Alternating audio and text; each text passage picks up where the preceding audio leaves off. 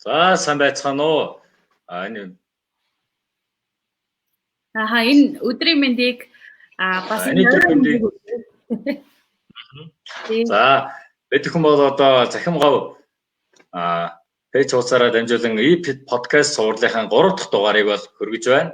За энэ удаагийн дугаарт бол Америкийн нэгдсэн улсаас холбогдож байгаа цахиарын хөндөй ажилдаг мундаг инженер Хасан ахтайгаа холбогдож байна. За мөн зочин хөтлөгчөөр бол манай Захим гав төрөмбөс байгууллагын координатор Эрдэнэ сувд ихч маань холбогдож байна. Та хоёрт энэ орой мэндийг хүргье. За өглөөний мэнд болж байгаа бах тий. Америкт бол одоо өдөр 12 цаг болж байна. Өглөөний мэнд биз дээ. Өглөөний 8 цаг болж байна тий. За өглөөний 8 цаг болж байна. За Хасан та өөрийнхөө танилцуулгыг манай үзэгчд иргэдэд танилцуулна уу?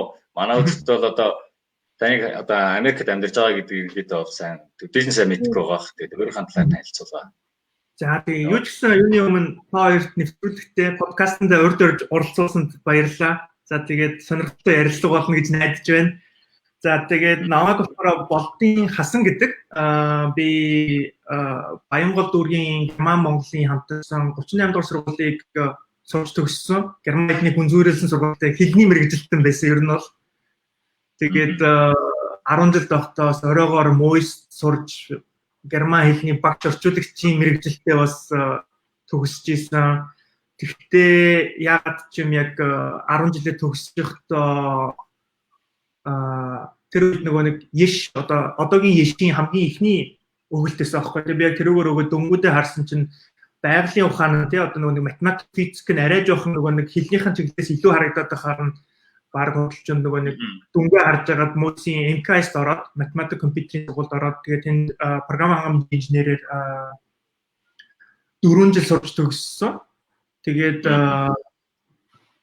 төгсөөд 2 жил Mobicom програм хангамжийн инженерээр 2 жил ажилласан. Тэгээд тэр хугацаанд их хвчлэн нөгөө нэг Mobicom компаниас явуулдаг урамшуулал тий одоо тиймэрхүү сервис системүүд дээр 2 жил ажиллаад тэгээд 2012 онд Americro Maestra хийх гэж яваад тэгээд Maestra хийж явцтай ажилд ороод тэгээд 2013 онд Калифорни мужийн захиурын хөндий чинь нөгөө Калифорни мужид тэгээд тэнд 13 оны 100 ирээд тэгээд тэр мөчөөс хойш яг эндээ ажиллаад 7-8 жил болж байна. Тэгээ ажиллаж их хугацаанд 3 компанид ажилласан байна. Rocket Fuel гэдэг компанид ажиллаж байсан. Тэр нь болохоор зар сурталчилгаа явуулдаг компани. Гэхдээ ингээд юу гэдэг программын тусламжтайгаар тийм ингээд зар сурталчилгаа явуулдаг тийм компанид ажиллаж байсан. 3 жил ажилласан. Дараа нь одоо хүн болгоны мэддэг Apple гэдэг одоо тийм одоо iPhone зардаг, MacBook зардаг тэр компанид ажиллаад 2 жил болсон. Тэнд ажиллахдаа iMessage, FaceTime тэгээд тэр системүүдийн хооронд notification тэр мэдээлэл дамжуулдаг сервисээр нь ажилладаг байсан. Тэгээд 2018 онд Google-д ороод одоо хүртэл Google-д ажиллаж байна. Google-д болохоор бид нар интернет одоо жишээ нь одоо интернет гэдэг чинь 1995 онд гарснаас хойш одоо 25 жилийн дараа хүн болгоны өдөр тутмын хэрэгцээ болсон тийм бид нар ямар их ажлыг интернет ашиглаж амжуулж байна. Гэхдээ одоо ч гэсэн дэлхий дээр нөгөө нэг интернетгүй улс орнууд хүмүүс айгүй их байдаг. Тэгээд миний Google-д ажилладаг баг болохоор ерөнхийдөө интернетийг яаж нэгт хямд болгохгүй, хоёрт одоо нөгөө нэг reliable гэж яриад гэдэг. Одоо юу гэдэг нэг найдвартай, тасалддаггүй, удаан биш, гацдаггүй тийм болгохгүй. Тэгээд нөгөө нэг бүтээмжгүй байдаг айгүй олон одоо ингэ дэлхийг харахаар айгүй олон улс орнууд байдаг. Тэгээ одоо үгдийн нөгөө нэг Кения гэж харах юм бол айгүй их жүнтэй тий нөгөө нэг шилэн гавь 50 гэхээр нөгөө дүнгээр хогод хэцүү ч юм уу. Эсвэл Перуд гэх юм уу тий нөгөө уул хатан дээр гад нөгөө нэг шилэн гавь тавих хэцүү. Тиймэрхүү улс орнуудад интернетийг яаж ямар аргаар түгээхгүй гэдэг team сервис дээр ажилладаг. Тэгээд тэрнтэй холбоотой прожектуудын талаараас дэлгэрүүлээд дараа ярилцлагын дундуураас ярьж болох. Тийм тэгээд ажиллаад байж энэ.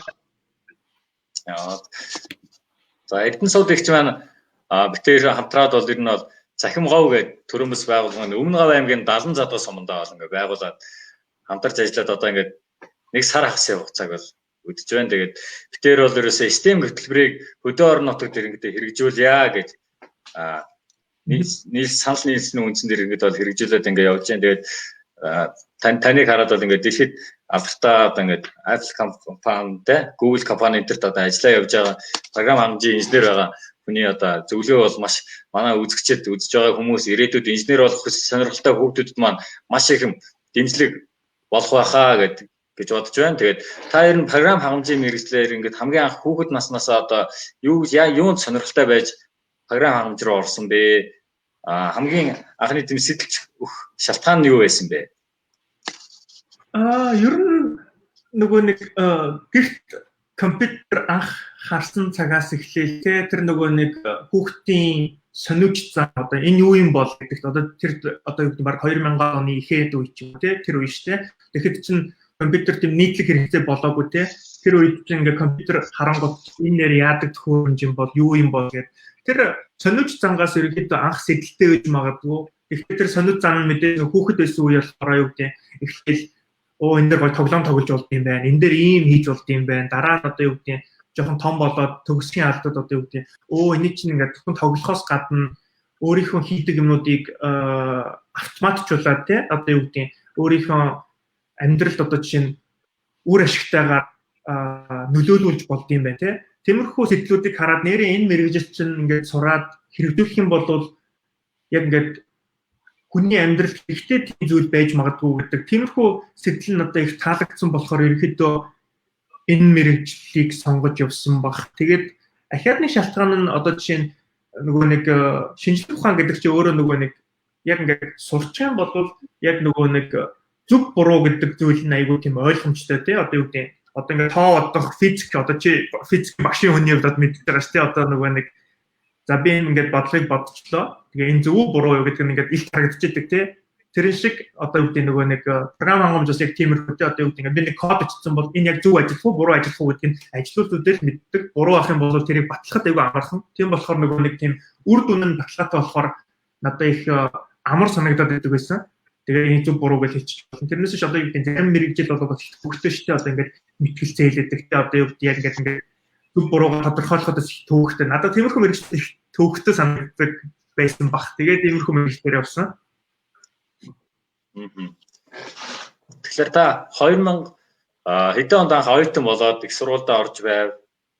За ямар сургуульд их орж исэн бэ? Хамгийн анхны 2006 онд 2006 онд ерөнхий иш өгөөл тэгэл Мойсийн математик компьютер сургуульд анх хэлсэж орж исэн програм хангамжийн ангид. Тэгээд 2010 он төгсөж исэн. Таныг анх 2006 он гэхээр элтийн ерөнхий шалгалт маань одоо хамгийн анхны жилдээ өгж исэн жил болж исэн байна тийм ээ. Тийм хамгийн анхны нөгөө нэг туршилтын гэдэг жилийн хүүхдүүдийн төлөөлөгч байна. Би бас мөн адилхан 2014 онд бол Монгол Улсын их сургууль эсж орж исэн. Тэгэхээр яг таны яг төгсөөд нэг 4 жилийн дараа юм Монгол Улсын их сургууль маань нэг шинэ хөтөлбөр хэрэгжүүлж ирсэн. Тэр нь болохоор яаж байгаа хэрвээ өмнө нь болохоор оюутнууд маань яадаг байсан бэ гэхээр мэргэжлийнхаа ангийг бол ингээд шууд сонгоо орчдөг байсан. Одоо бол ерөөсөө яаж байгаа гэхээр бүх мэргэжлүүдийг ерөнхий суурийн хичээлээр үзье. Тэгээд оюутан маань ерөнхий суурийн хичээлээ үзээд тэн дээрээсээ өөрийнхөө хүсэл сонирхол болоод өөрийнхөө мэргэжлийн чиг хандлагыг бас ингээд тодорхойлчих юм бол цаашид бас өөр салбар руу шилжих юм боломжтой гэсэн тийм нэг нөхцөл ерөнхийдөө оруулж өгсөн. Тэр нь бас даваа талтай юм болов уу гэж надад үзээд байгаа. Тэгэхээр би жилдээ ерөнхийдөө суурь хичээлээ үзэж явж байгаа. Тэгээд хичээлээс эхлээд одоо нэг жилээс нь эхлээд ингээд мэргэшээ явна гэсэн үг үү тий? Хоёрдугаар курсээсээ бол яг үндсэн мэргэжлийнхаа ангийг сонгоод тэгээд судлаа явж байгаа тий. Монгол Улсын их сургуулийн яг 2014 оноос бол тийм хөтөлбөр хэрэгжүүлж өгсөн. Тэрний одоо хамгийн анхны төгсөгч нь одоо би бас тий. Зөв. Би бол ороод үзэсний үзэл тэгэл гарч ирсэн хүн бохгүй. Сонгол Монгол. Тэгэхээр би өөрөөсөө бас Мойсийн бүтээгдэхүүнүүд болохоор ярих асуудлууд их олон байх шиг байна шүү дээ. Би харахад сонгодог болсныг чинь уршигыг одооноос бид нар мэдэрч эхэлж байгаа юм байна гэж зүгээр ажигласан. Ягаад тэгэхээр хэдхэн хоногийн өмнө мэдээлэл харсан л да.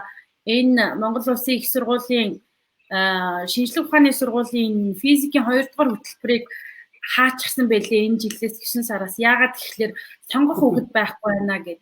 Тэгэхээр миний хувьд бол юу гэж хараад байна гэхэлэр яг сонголт өгч байгаа нэг талаар либералчлсан ч гэдэг юм уу сонголт өгч байгаа сайн хэрэг боловч нөгөө талаар суурь шинжлэх ухааны энэ мэрэгчлүүдийг төрөөс бодлогоор дэмжихгүйгээр яг ингээд сул хаячихлаар зэрэг ямар ч шинжлэх ухааны суурь одоо юу гэх юм бэ физикгүй тийм шинжлэх ухааны салбар гэж угаасаа байх боломжгүй шүү дээ.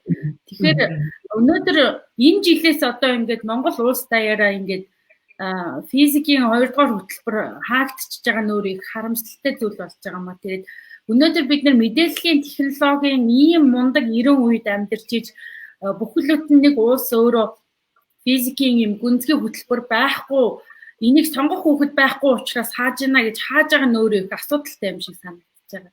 Тэгээ яг энийг дээр сууж байгаа улсууд харж идэг байлгүй дээ. Тэгэхээр одоо нэг үгтэй хааж байгаа гэдэг нь болохоор ингээ бүр ингээ хасаа ичж байгаа юм уу? Эсвэл юу гэдэг ирэх жил нөгөө нэг сонгох оюутнууд гараад ирэх юм бол сонгохгүй болоод гачж байгаа байхгүй юу? Тэгэхээр нөгөө нэг тэгэхээр яг би энэ дээр бас юу гэж хараад байна гэхээр Балжинмаа бит хоёрын хөдөө орон нутагт байгалийн шинжлэх ухааны сонирхогч хүүхэд залуусыг тоог нь олон болгоё, тэдний хүсэл мөрөөдлийг дэмжиж, салбарын нарийн мэрэгжлийн инженеруудыг багаас нь ингэж инженер болох хүсэл мөрөөдлийг нь бадраа харгах замаар ингэ нэмэгдүүлээ. Тэгснээр ер нь ирээдүйн хөгжлийн гарцууд бол инженеруудын гарт байгаа гэж бид нар итгэж байгаа учраас цахим говь гэдэг энэ санаачлагыг 70 зарбад суманд хэрэгжүүлээд явж байгаа. Энэ болохоор 2-3 жил хэрэгжиж байгаа төсөл яг энэ сарын өмнөөс болохоор бит хоёр бол сургалтаа нэлээд өргөн хэмжээнд байгалийн шинжлэх ухаантай хослуулаад явж байгаа гэсэн үг тийм.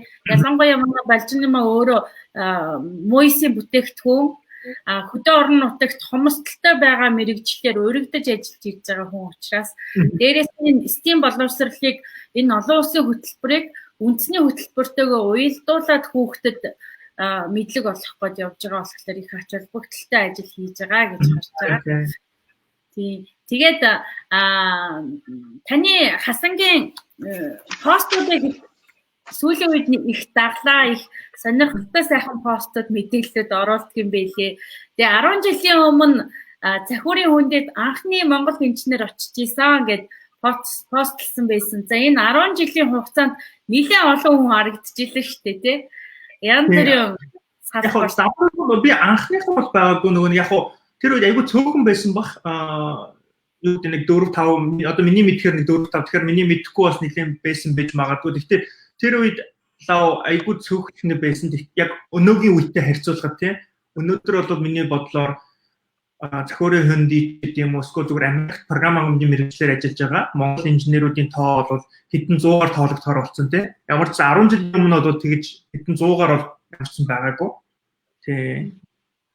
Тэгээд биднэрт одоо Цахиурын хөндий гэж одоо яг ямар газар байна? Бид нар бол технологийн дэлхийн одоо технологийн төв гэдгээр бол сонсож байсан мэдээлэл харж байсан үнэндээ тань шиг ингээд яг тэнд нь олон жил суугаад ажиллаж үзэж байгаагүй учраас биднэрт бол одоо төсөөл бас бага байгаад байгаа. Тэгээ та хамгийн сүүлийн үеийн статистикаас жишээлээд авч үзэх юм бол тэр яагаад Цахиурын хүндэд тийм их алдартай байгаа юм бэ? Яагаад энэ технологийн шилдэг компаниуд яг тэнд очиж бөөгнөрч ингээд тэнд очиж ажилтдаг юм бэ? За гоё асуулт байна. Би хариулж чадахгүй. Гэхдээ юу гэдэг Цахиурын хөндийг л харах юм бол ингээд юу гэдэг ингээд хүмүүс төсөөлөхөөр тайлбарлах гэж үзэх юм бол одоо ингээд нэг юм уулаар хүрээлэгдсэн юм нэг юм далайн ирэг дээр ингээд юм нэг газар нутаг байгаа. Тэн дээр тэр одоо юу гэдэг юу байгаа вэ гэхээр маш олон технологийн компаниуд тий одоо энэ хажууд Apple байж гин жоохон хойшоо яваад Facebook, хажууд Google, тэгээд урагшаа бол Adobe гэл тийм Microsoft, Amazon-ы салбарууд гэдэг ч юм уу тийм. Ерөнхийдөө ингээд хэдэн одоо юу гэдэг 10,000 ингээд жижиг том компаниуд ингээд шамбарлагдсан юм газар байгаа. Гэтэ мэдээж одоо юу гэдэг тэрнээс гадна бусад нэг хүн байгаа болохоор нөгөө нэг амьдралыг чинь авч явах одоо юу гэдэг сургууль, соёл, бусад юу гэдэг хүмүүс хэрэгтэй зүйл бүгд байгаа. Гэхдээ ингээд энд одоо гудамжинд одоо ингээд явж байгаа Apple инженертэй ч юм уу, энэ тэмдгийн инженерүүдтэй таарлах нь айгүй илбэг тийм. Тэгээд зөвхөн инженерүүдээс гадна хөрөнгө оруулагч нар те одоо нөгөө нэг энэ компаниуд чинь одоо жишээ нь хүмүүс чинь ингээл гой санаа олоод тэр санаагаа юу гэдэг баг болоод хэрэгжүүлэхийн тулд дэмжлэг тусламж хөрөнгөтэй хүмүүс хэрэгтэй. Тэгээд тэрэн дээр нь ажилдаг. Тийм болохоор тэр чинь нэг систем нь байгаа тийм. Тэгээд юу Silicon Valley гэдэг алдартай болох гэхээр чинь нэг их олон жилийн түүх баг шиг байгаа юм л да тийм. Одоо ингээд 40 50 жил баг 100 жилийн өмнөөс эхэлсэн энэ одоо юу гэдэг энэ соёл байгаа байхгүй тийм. Тэнгод инженерүүд энд ирж л одоо юу гэдэг гоё юм хийдэг юм шиг байна. Энд л одоо юу гэдэг мундаг инженерүүд нь байдаг юм шиг байна гэл тийм.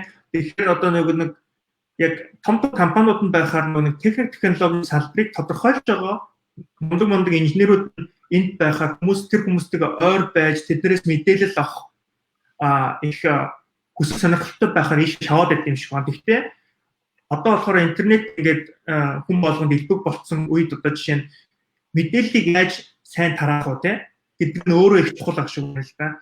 Тийм болохоор одоо ингээд сүүлийн үеийн хандлагыг харахаар ингээд өөр энэ Silicon Valley шиг одоо чинь нэг хот мужууд одоо чинь гарч эхэлж байна шүү дээ. Одоо Израильд ч гэдэг юм уу, Хятадын Шэнзэн ч гэдэг юм уу те. Одоо юу гэдэг Европт гэдэг юм уу те.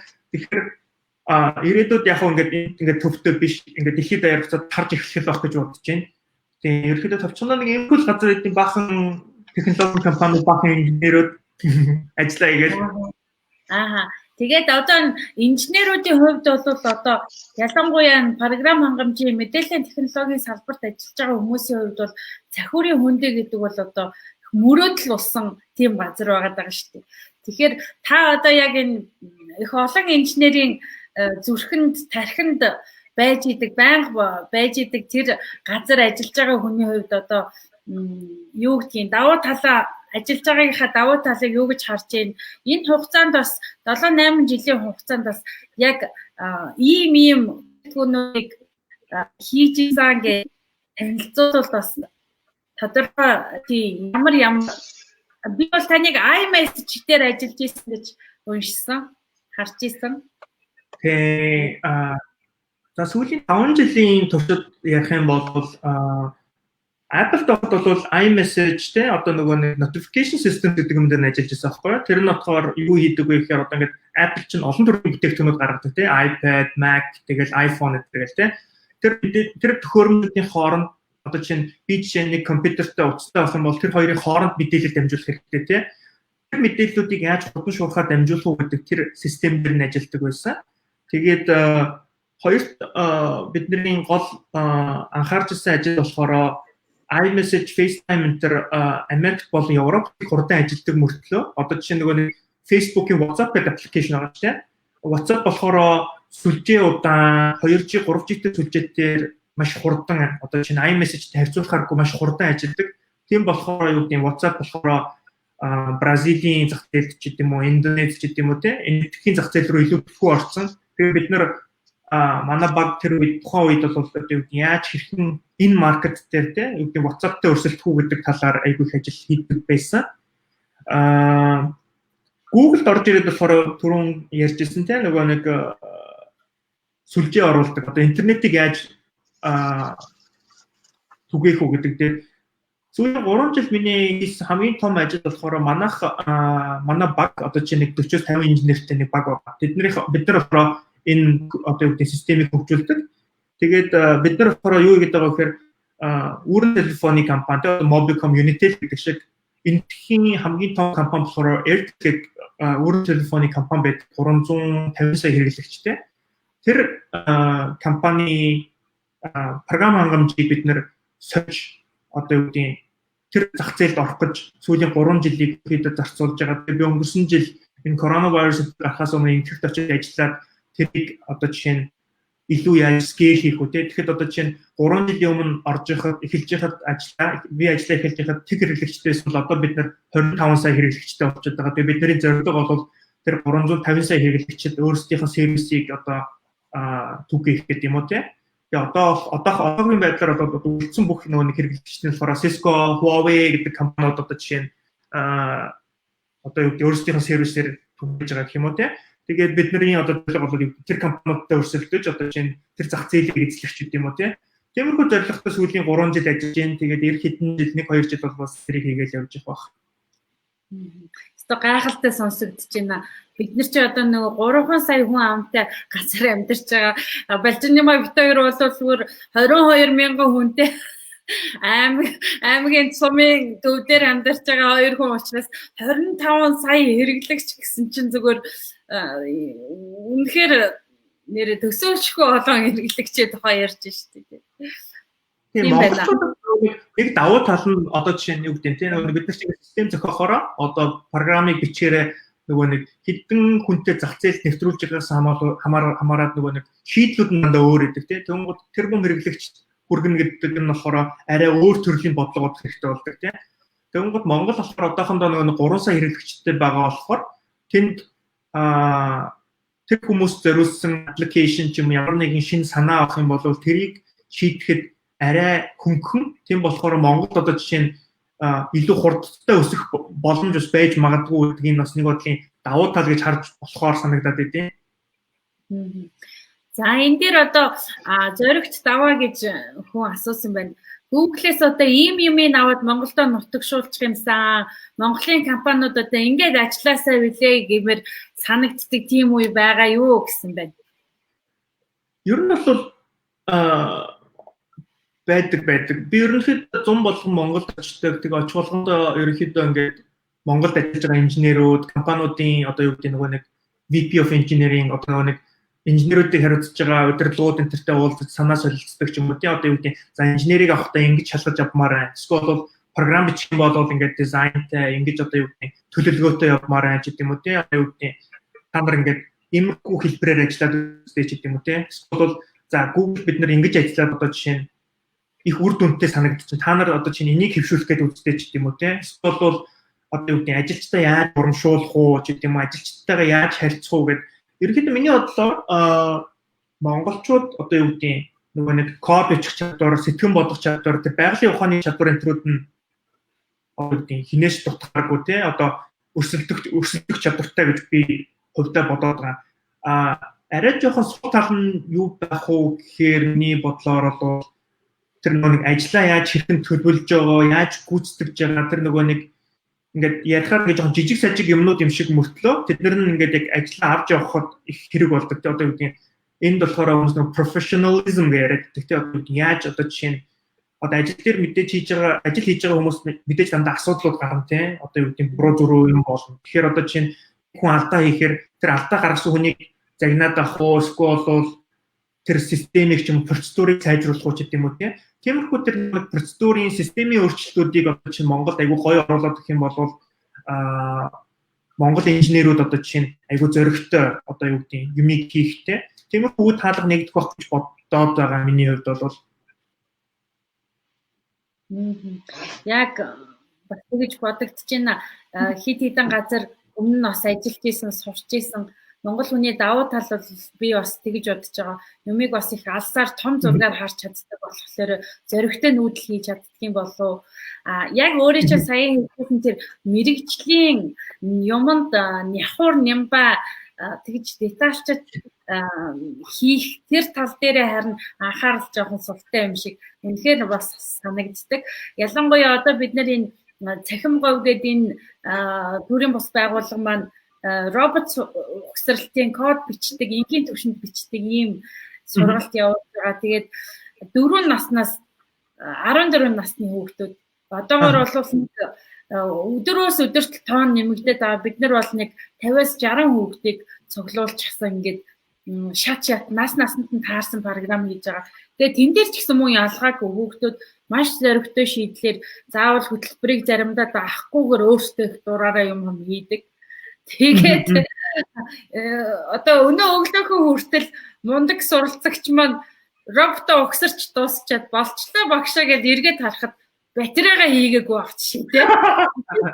Эргээд нөгөөтгөө бүгдийг салгаж байгаа нөгөө дотроо батарейгаа хийж байгаа аахгүй. Тэгэхээр тэн дээр ч ихсэн харагдаад байдیں۔ Тэгээ би яг нэг зүйлийг давтан лавшруулж асуумаар байна.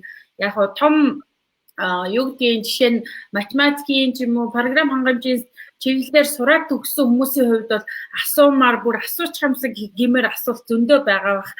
Бит хоёр шиг боловсролын салбарт ажиллаж байгаа хүмүүсийн хувьд асуухад одоо юу гэдгийг жишээ нь Америкийн нэгдсэн улсад ч юм уу өөр улс орнуудад хөгжингүү ч юм уу хөгжиж байгаа орнуудад энэ инженер болох хүсэлтэй тэр хүүхдүүдийг яаж дэмжих юм бэ? Тэдний бодлого ямар байдаг юм бэ? Тэгээ та бас энэ чиглэлээр ажил хийж байгаа гэсэн хүүхд залуучуудад зориулаад тэр талаар бас ярьж өгөөч. Тийм. Би яг нэг нэг төхөөрөмж хөндийн нэг боловсролын системд 10 жил энтрийг одоо юу өөрөө явж сурч төгсөөг болохоор сайн мэдчихвэж магадгүй. Гэхдээ яг нөгөө нэг хамт ажиллаж байгаа их жах нарын одоо юу гэдэг хүүхдүүд дээрээ тулгарч байгаа одоо туршлагуудаас нь жоохон хуваалцаж магадгүй. Надад айгүй сонирхолтой санагдсан зүйл нь энд одоо жишээ нь юу гэдэг бид нар ингээд Монгол болохоор бид нар 1-р ангиас эхлээд математик үзэл эхэлдэг шүү дээ.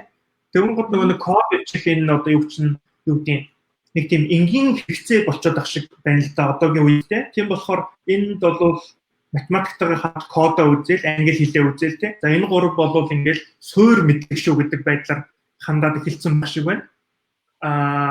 Тийм болохоор миний бодлоор ирээдүйд бол код бичих гэдэг бол тийм нэг суур мэдлэг болоод тэгэнгүүт одоо юу гэдэг хүн код бичдэг дээр нь хажуугаар нэг хосолсон мэрэгжилтэй. Тэгээд тэр мэрэгжилтэд яаж энийг ашиглах вэ гэдэг юм уу тий. Тиймэрхүү хандлагатай болох гэж хараад байгаа. Хоёрт нь болохоор энд 10 жилийн хүүхдүүдэд нөгөө 10 жилийнхэн боловсролын системийн хүрээнд одоо энэ нөгөө нэг Instagram одоо юу гэдэг Facebook гэл олон одоо юу гэдэг нийгмийн сүлжээнүүд байна шүү дээ. Энэ сүлжээнүүдэд яаж хэрхэн оролцох уу? Энд одоо жишээ нь хувийн мэдээлэл гэж юу те одоо юу гэдэг яаж өөрийгөө одоо юу гэдэг танихгүй хүмүүсээс одоо жишээ нь өөрийгөө хамгаалах уу гэдэг тэр мэдээллүүдийг 10 жилд нь 4-р ангиас нь 5-р ангиас нь тий уцтай болох цагаас нь эхлүүлээд зааж өгдөг болсон байна. Тэр надад маш их хэрэгтэй санагдаад байгаа. Одоо чинь бид нар бага хахад одоо чинь аав ээж хоёр одоо тэгдэг байсан шүү дээ. Танихгүй бити хаалга тайлаараа гэдэг ч юм уу тий. Одоо болохоор Facebook дээр танихгүй хүн бичих юм бол бити хариулаарай ч гэдэг юм уу тий. Нэг тиймэрхүү чиглэлийн тийм өөр мэдээллүүдийг хөргөж өгч байгаа юм байна л да. Тэр надад их сонирхолтой санагдсан.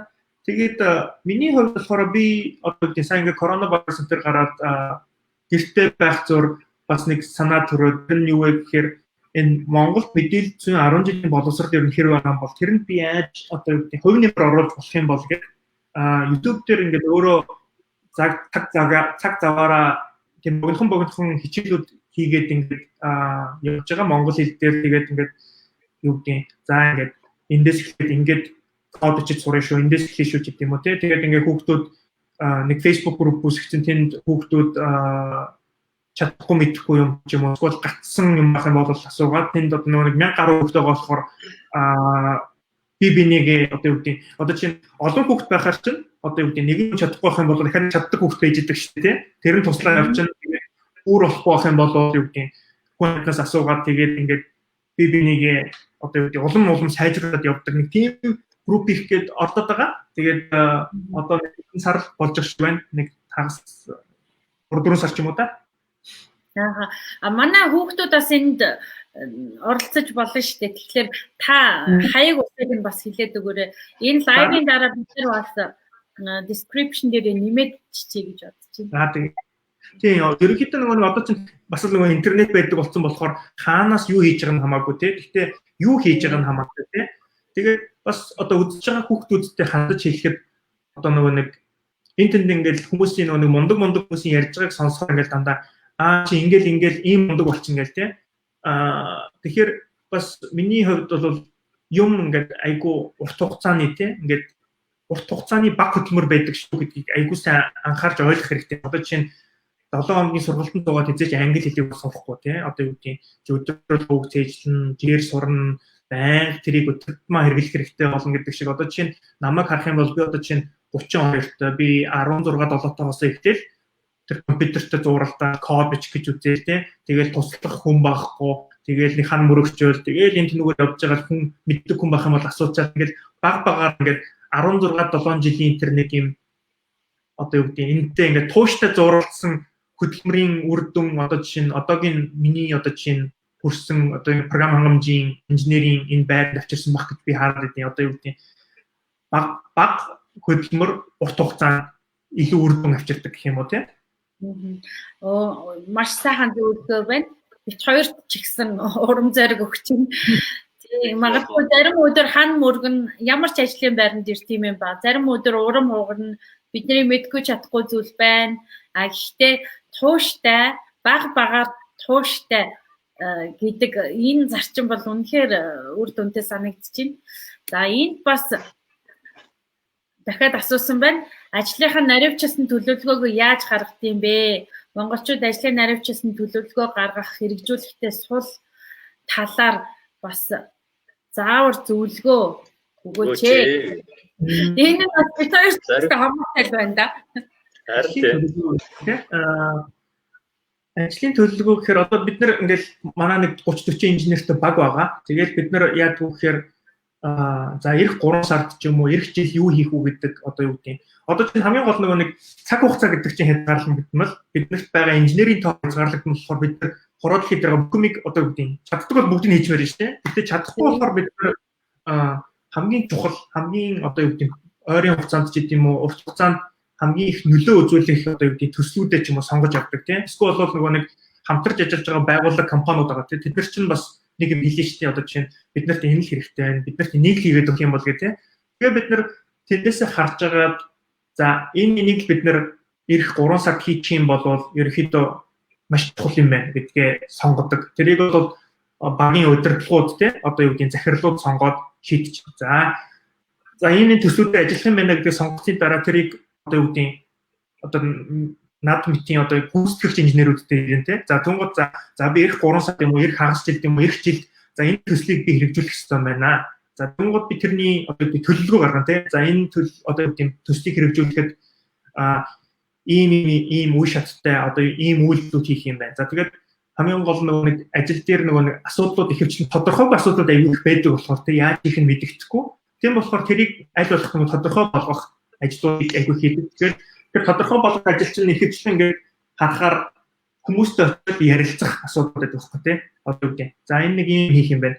За энэс гэн жоох юм бах одоо юу гэдэг. Энийг хэдүүлээ яаж хийх үү гэдэг дээр ярилцаж шийдэл олоод тэгээд ерөнхийдөө тэрийг бүгдийн нэг документ дээр бүгдийг цуглуулж тавьчаад тэгвэл юу гэдэг. За энийг хийхэд надаа ганцаараа хийх юм бол жил хийх юм байна. Надаа нэг инженер өгчих юм бол бид хоёр нийлээд хагас жил хийчих юм байна. Дахиад нэг инженер өгчих юм бол 3 сарын дараа дууссан биш үү гэдэг өөрийнхөө төлөвлөгөөг гаргаад тэгээд ерөнхийдөө нэг богино хэмжээний хурал явуулдаг одоо юу гэдэг нэг 30 минутын ч юм уу те. Тэгээд тэн дээр юу байдаг вэ гэхээр манай удирдлагууд ороод ирэн те дарга ч юм одоо юу гэдэг менежер ороод ирэн. Тэгээд одоо юу гэдэг өөрийнхөө хөтөлбөрийг планыг танилцуулаад те бид нар ийм юм хийнэ.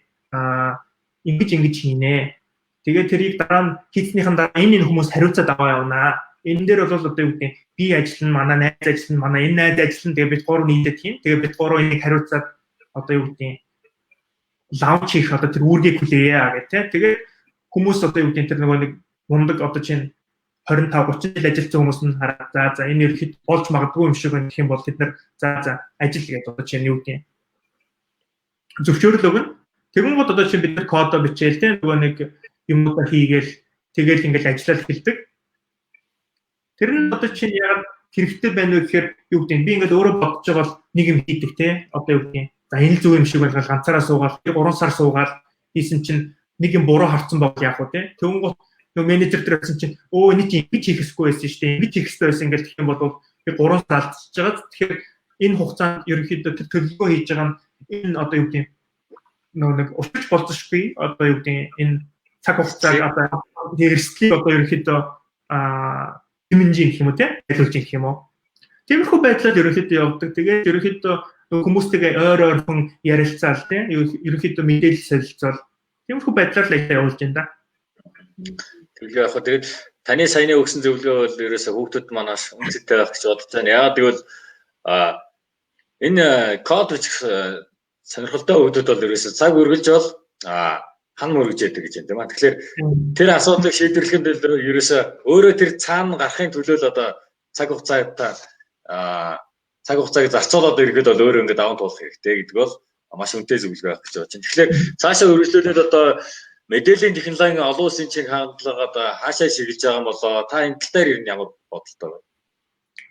За мэдээллийн технологи гэхээр айгүй тийм өргөн маш том цар хүрээтэй болчиход байгаа юм тийм. Тэгээд бид одоо жишээ нь энэ салбарын одоо жишээ нэг өчүүхэн нэг хэсэгт нэг өчүүхэн нэг жижиг юм хийдэг нэг тийм хүн байгаа байхгүй. Яг би бүгднийг төлөөж чадахгүй одоо юу гэдэг big data гэж байна, machine learning, artificial intelligence гэж тийм одоо юу гэдэг өөрөө явдаг машинууд яваад хийчтэй ч гэдэм үү тийм ингээд маш олон чиглэлд маш олон төрлийн зүйл явж байгаа шиг байна. Тэгэхдээ яг би зүгээр өөрийнхөө арай жоохон ойр мэдж байгаагаар бол мэдж байгаа сэдвүүд нь яриа одоо чинь энэ интернетийн хувьд тийм чиг хандлага гэх юм бол одоо чинь манай явуулж байгаа төслийн нэг нь болохоор нэг Elon Musk-ийн SpaceX гэх компани байгаа шүү дээ. Тэр компани одоо чинь ингээд сүүлийн үед ингээд мэдээгээр яваад байгаа шүү дээ. Одоо ингээд сансар сателлайт хөргөж чинь тийм. Тэгэл интернетийг тараах чинь энэ тарчих юм бол одоо юу гэдэг маш өөр боломжуудыг нээх гэдэг тийм. Дэлхийд даяараа бүгд интернет ордог болчих гээд байна ч гэдэм үү. Одоо бас манайх Loon гэдэг нэг project байгаа. Тэр болохоор одоо ингээ аслагдсан газруудад одоо эсвэл одоо гэдэг энэ Коста Рика ч юм уу энэ тэнд байгалийн гамшигт үзэгдэл болсон газруудад нөгөө нэг өмлөг хөөргөж интернет түгээдэг тийм болохоор одоогоор бол энэ нөгөө нэг connectivity тийм одоо энэ сүлжээ гэдэг зүйл нөгөө нэг шийдэгдээгүй асуудал байх шиг байна. Тэгээд ойрын одоо 5-10 жилдээ бол энэ асуудал миний бодлоор шийдэгдэх байх гэж харж байгаа. Одоо 5G орох гэж байна тийм. Тэгэл тэр чинь ямар боломжууд олгож ийн гэхээр одоо үгүй интернет тасалддаггүй одоо юу гэдэг гудамжаар явж байхад маш өндөр хурдны интернетийг болдог ч юм уу тийм. Тэгэнгүүт тэр одоо үгүй энэ ч одоо интернет гэдэг чинь энэ нэг Facebook одоо юу гэдэг энэ олон IoT гэдэг юмнуудын одоо суур фундамент нь болчиход байгаа болохоор тэр фундаментийн өөрөөр сайжруулад өгөхөөр бид нар бол яг үнэндээ юу гарч ирэхэд тавар одоо юу гэдэг төсөөлөх байхгүй тийм.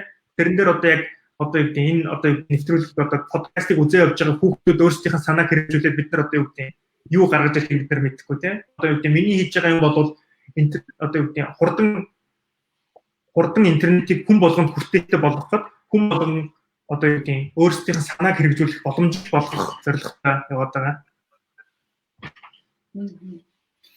За тэгээд одоо манай Монгол улс 2050 он гэхэд ингэж хөгжнө гэсэн нэг юм хөгжлийн баримт бичиг авсан хараа өнгөрсөн жилийн сүүлээр байна уу энэ жилийн ихээр батллаа шүү дээ. Тэгээд энэ дотор бол бас дижитал хөгжил, дижитал технологиг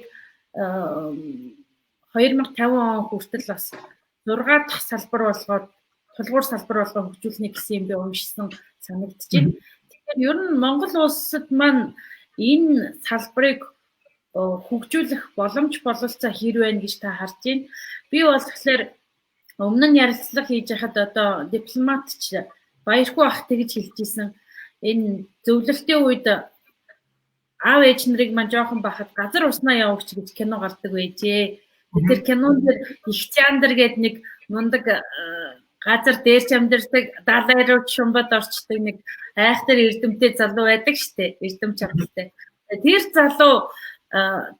залуу шиг тэр кинонд дэр гардаг тэр залуу шиг Монгол улсад нэг 10,000 их чандр буюу 10,000 юм программист залуу гарахтал манай улсыг ер нь энэ хөгжлийн янз бүрийн асуудлыг чинь бүгдийг нь ер нь шийдэл инженерийн шийдэл нь олдчих юм биш үү гэсэн нэг тийм юм ярьж исэн юм а. Тэгээд тэр бас санаанд орж ийн Монгол улс ер нь 2050 он хүртэл энэ дижитал хөгжлийг ямар хэмжээнд хүргэх бол энэ дэр одоо энэ залуу инженеруудын үүрэг оролцоо ямар байх бол энэ салбар хэр их хөгжих бол гэж та найдаж байна.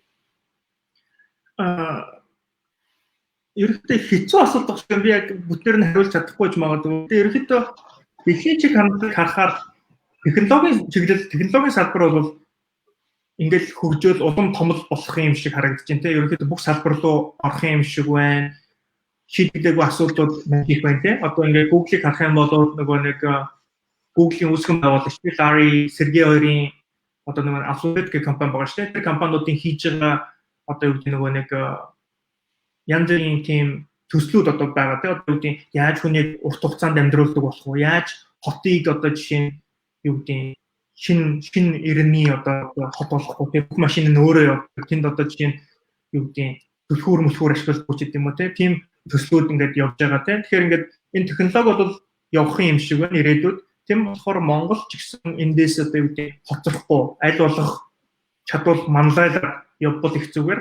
Тэгээд бид нар миний бодлоор баг 10 жилийнхаа хүүхдүүдийн мэдээлэл зүйн боловсролоос эхлэх хэрэгтэй болов тий. Одоо бас тэгэхээр нөгөө мэдээлэл зүйн багш нарын боловсролоос ч юм уу тий. Бүх хүүхдүүдтэй одоо юу гэдэг нэгдүгээр ангиас эхлүүлээд код гэдэг чинь нэг юм байт юм байна. Компьютер гэдэг чинь юм байт юм байна. Энийг ашиглаад ийм хийж болдгийм байна гэдгийг мэддэг. Эсвэл 10 дугаар ангиа төгсөхдөө нэг програмчлалын хэл мэддэг ч юм уу тий. За энэ ийм байдаг шүү гэдгийг мэддэг болчих юм бол тэр ихний зорилго ч юм уу те бидний хүрх хэрэгтэй ихний алхам байж магадгүй бах. Гэхдээ ингээд өнөөгийн нөхцөл байдлыг харахаар Монгол бол маш хурдтай өсөж байгаа шиг байна л да. Одоо юу гэдэг наваг Америк руу ирж байгаа хооронд явцад бол надаа Монгол бол ажлыг гэсэн чинь одоо юу гэдэг компани сонголт маш цөөхөн те. Одоо юу гэдэг за MCS руу орох уу, Mobicom руу орох уу, оюутгаар орох уу гэж зогсчихдаг ч юм уу те. Одоо бол маш олон компаниуд гараад ирсэн байна. Та нар одоо ингээд мэдээнүүдээр харж байгаа шүү те. Тэгээд монголчууд маш олон шин зүйлүүдийг хийж амжуулж одоо шин системүүдийг гаргаж ийн их гоё болж ийн. Тэгээд тэрний хэрээр мэдээж тэр чинь нөгөө Монголд байгаа инженеруудын чадвар, ур чадвар өсөд байгаа болохоор энэ чинь нөгөө нэг хөгжөөд нь шүү дээ. Тийм болохоор их сайн явдгийг гэж харж байгаа миний бодлоор тэгээд уул нь дээр нэмээ засгийн газар дээр сайн дэмжиж тэ бүх юм болол бүр улам сайн авах гэж бодож байна. Та одоо гадаадд ажиллаж байгаа одоо Монголд ирэх бодол байдгүй, Монголд одоо өөрийнхөө хэрэгжүүлж байгаа ажлыг одоо Монголд хэрэгжүүлэх тийм таны хэдийн зорилго чинь тийм зүйл байдгүй ер нь. Мэдээж байлгүй яг Монголд очиж хийж чадах юм зүйл байна гэл те. Одоо жишээ Google доктор бид чинь чөлөө цагаараа гэх юм уу эсвэл бол хувийнхын цагийг зарцуулаад одоо нэг Google Translate дээр Монгол англи орчуулгын одоо жишээ хийдэг баг байгаа. Тэдний одоо жишээ орчуулгыг одоо чинь хянаж одоо чинь ревю хийж ажилладаг ч гэдэм үү те. Тэгээд ингээ бас нэг бодлоо ингээ харахаар одоо ингээ хүмүүсээс тэгж их асуудаг л та ингээ чи Монголынхын төлөө одоо юу гэдэг ирж юм хийхгүй юм уу гэ те. Тэнгууд чинь яг одоогийн нөхцөл болохоор би очиод Монголд нөгөө биеэрээ очиод юм хийхээсээ илүү яг одоогийн нөгөө үр дүнгээ харах юм бол би энд байгаад Монголд нөлөө үзүүлэх боломж нь арай их баг шиг байна гэж хараад байгаа. Тэгээд би ямар ч ирэх хэдэн жилдээ бол юу гэдэг Монголынхаа одоо юу гэдэг мэдээлэл зүйн олимпиад ч гэдэм үү эсвэл мэдээлэл боловсролд юу гэдэг эндээс хэрхэн нөлөөлөх боломжтой гэдэг талаар оролдож үзье, судалж үзье гэж бодож байгаа. Тэгээд хонгор гэдэг надтай хамт ингээд програм амны чиглэлээр яваад бас олон жил болж байгаа одоо найз нөхөр маань дүү маань байгаа.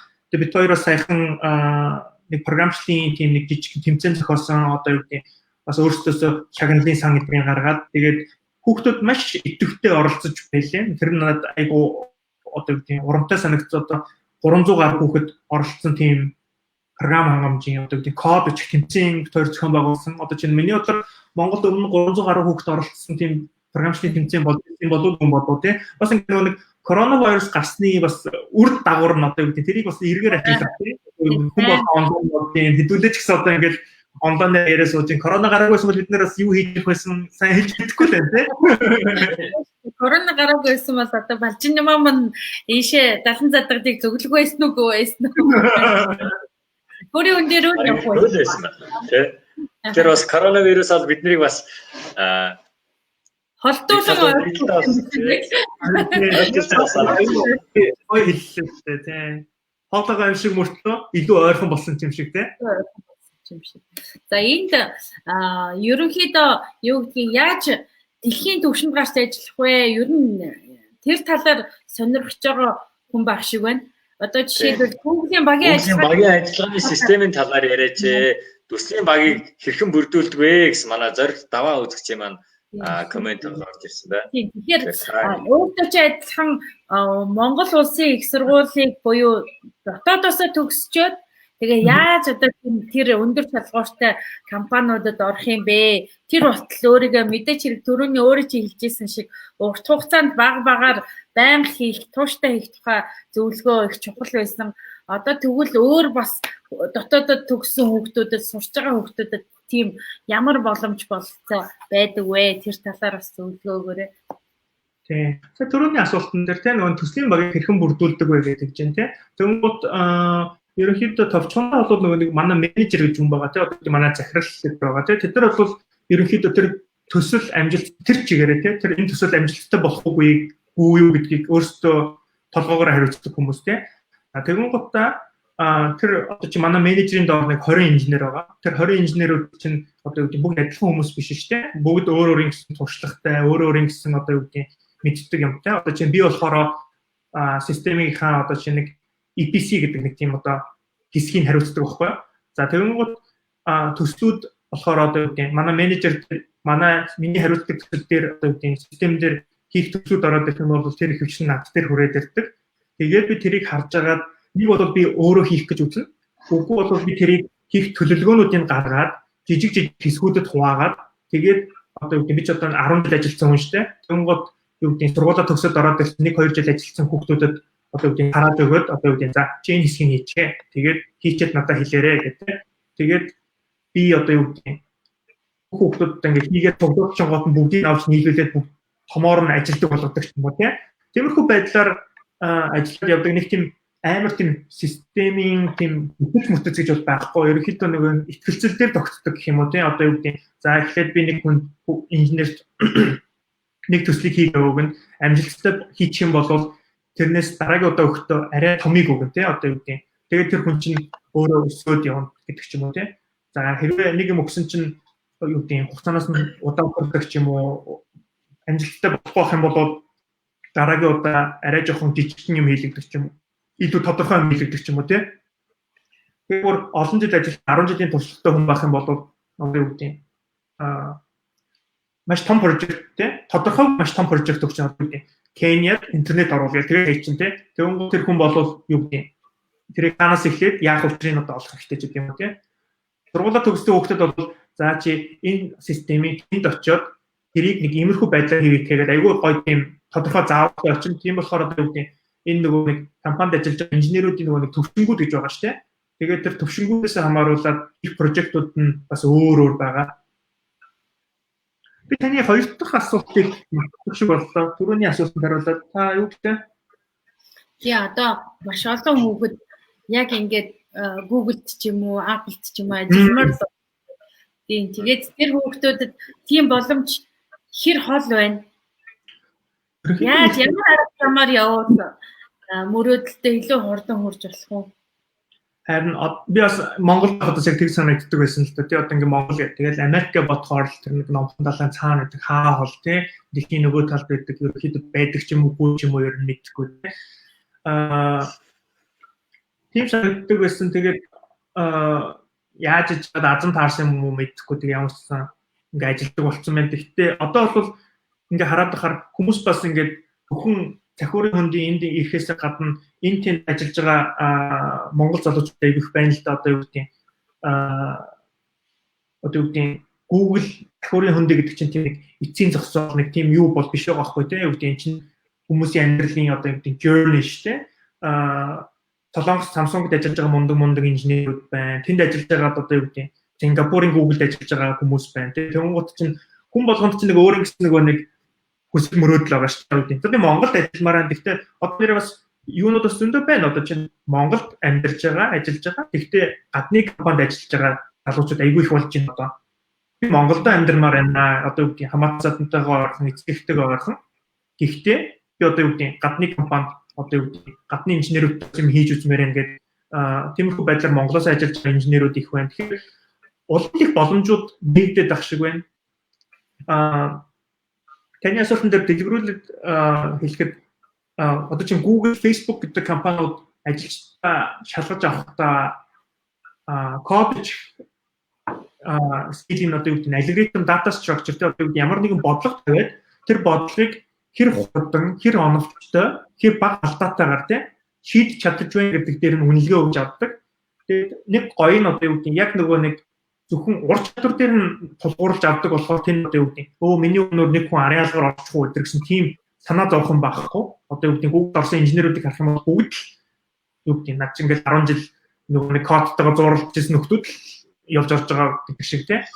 Энэ болохоор тэнд бол тийм зөвхөн ур чадвараар боддог болохоор надад их одоо юу гэдэг шудраг одоо юу гэдэг тийм болохоор хүүхдүүд бол би энэ боломжийг одоо юу гэдэг энийг сурчхал юм бол үд хаалга нээлттэй тэгээд эн чинь хороод л ирдэг зөвхөн Google, Facebook гэдэг компани байгаа юм биш шүү дээ тийм. Энэ хороод хийдэг технологи маш олон компаниуд байна. Тэгээ бас дахиад хэлээд одоо юу гэдэг Google ажиллаа гэдэг энэ бол юу гэдэг хамгийн тийм ажиллах одоо юу гэдэг гоё газар гэдэг утгаараа биш өөр олон компаниуд байгаа. Тэнд одоо юу гэдэг манай хамт ажиллаж найзууд энэс Google ажиллаж ирсний оронд энэ компанид ажиллах нь надад хамаагүй илүү гоё байдаг тийм. Одоо яагаад тэгэхээр энэ компани ийм боломжуудтай гэдэг компани болгоно нөгөө өөрийн гэсэн соёлтой болохоор тийм тэр нөгөө тухайн компани соёл нөгөө тухайн хүндээ хэрхэн таарч нэдэг гэдгээс хамаарж байгаа. Одоо жишээ нь нөлөөдөөс их ажиглагддаг одоо 50 хүнтэй компанид ажиллах надад одоо гэдэг ингээд нэг 100 мянган инженертэй юм корпорат компанид ажиллахаас надад илүү гоё байдаг шүү дээ. Эдгээр гэдэг ч юм уу тиймэрхүү хандлагууд их байдаг. Тэгэхээр ингээд боломж нээлттэй. Тэгэхээр мэдээлэл одоо юу гэдэг хүүхдүүдтэй ихэд мэдээллийг сайн олж аваад тийм ингээд сайн дэлгэрүүлээд өөрөө судалж үзээд чамд юу нь гоё вэ? Одоо чи Америкт амьдрмааргүй ч Монголд ажиллаж болж байна. Эсвэл бол Европт ажилламаар хүүхдүүд ээж магадгүй тийм. Тэгэхээр өөрсдийнх нь юу хүсэж байгааг тодорхойлоод тэгээд хүсэж байгаа зүйлдээ зорилгоо тодорхойлоод тэгээд тэрнийхэн төлөө зүтгэрээ тэгээд тэрэндээ зүтгэхийн хажуугаар хүмүүсээс зөвлөгөө авч болно. Гэхдээ тэр өмнө нь одоо чинь би чинь ингэж яваад нэг энд ирснийг одоо юу гэдэг Монгол одоо иргэнтэй байлаа гэхэд заавал миний замаар явж ингэж яах хэрэггүй те. Одоо чи өөрийнх нь замыг хүсгэж болно шүү дээ те. Тэгэлгүй яг уу. Тэгээд би тийм 50 гаруй минут ярьчихжээ.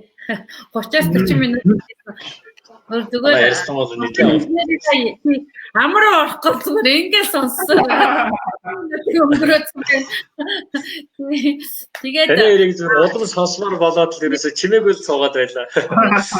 Би нэг зүйлийг асуухад одоо юу гэдгийг жишээлбэл технологи оролцдог техник сэтгэлгээ өндөртэй хүүхдүүд дийлэнхтэй нэг бас нэг зүйл нь юу гэдгийг хамтарч ажиллах, багаар ажиллах эсвэл харилцааны ч гэдэг юм уу тэр талын чадвар нь арай сул байдаг юм шиг надад зүгээр анзаарэгдээд байгаа сүүлийн үед.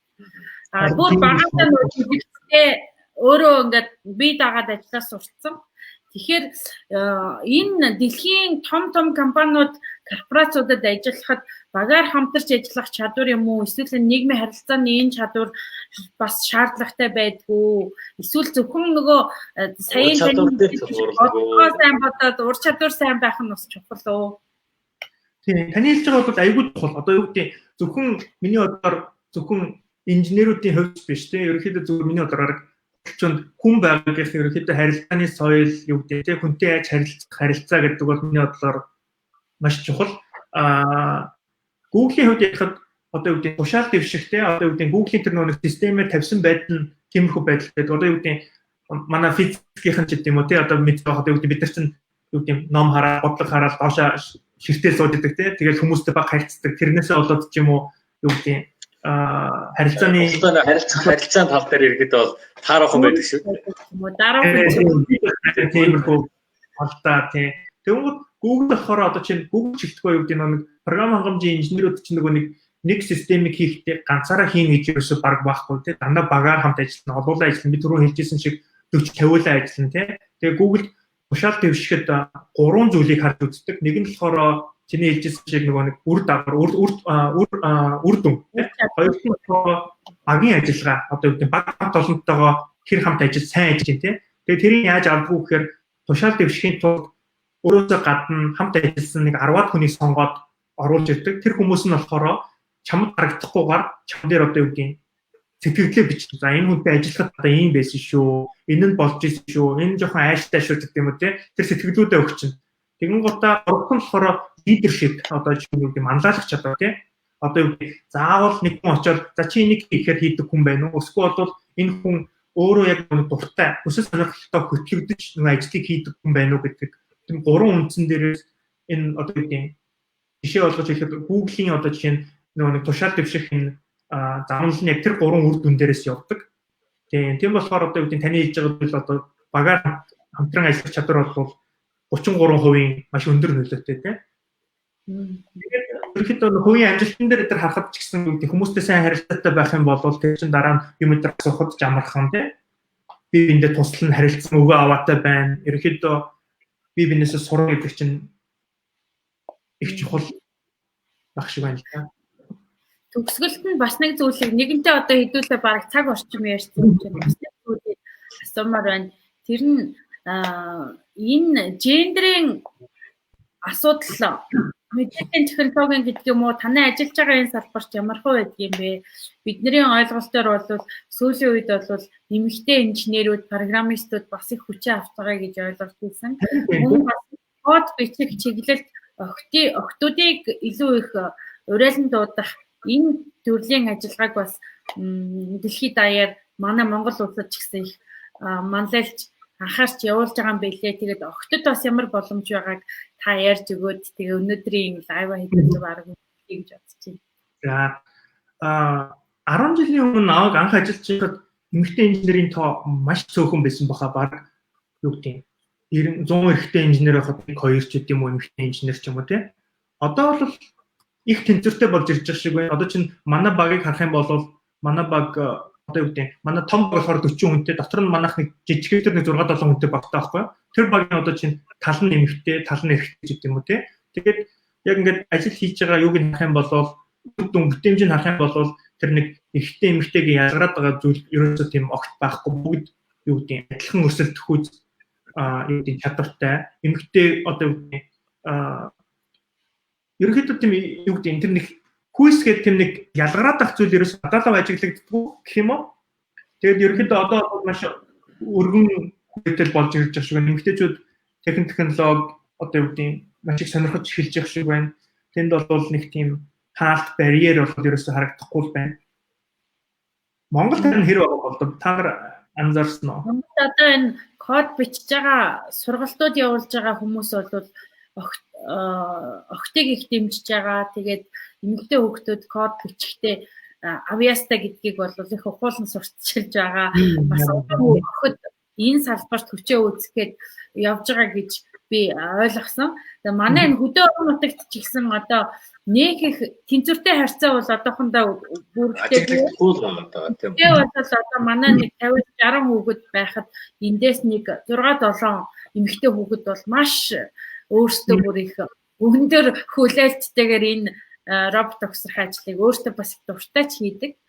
За тэгвэл энэ дахиад 3 минуттай байгаа болохоор зориг даваагтай сүүлийн асуултанд хариулчих да тий.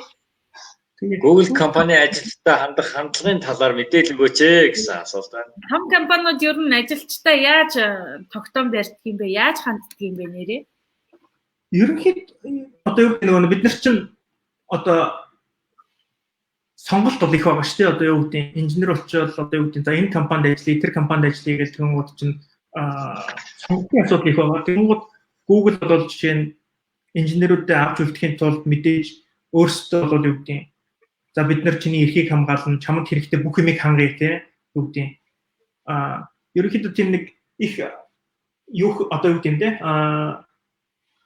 бүх одоо хэрэгцээг чи хангаал те одоо юу гэдэг за чи юу гэдэг өдөрт нэг 3 цаг ажилламаар байх юм бол 3 цаг ажил амьдрал чинь одоо юу гэдэг тэгэх юм бол зүгээр ах юм бол эсвэл чи 7 хоногт 2 цаг 2 өдөр нь гэрээсээ ажиллаад 3 өдөр нь офисээс ажилламаар байгаа бол тэгчих гэдэг юм уу те ингээ ерөнхийдөө айгүй тийм уян хатан хүмүүст боломжийг олгодог юм шиг санагддаг. Тэгээд мэдээж бас нөгөө нэг талтай орчин бүрдүүлдэг гэсэн үг тийм ээ. Тийм ажлын талтай орчин бүрдүүлдэг.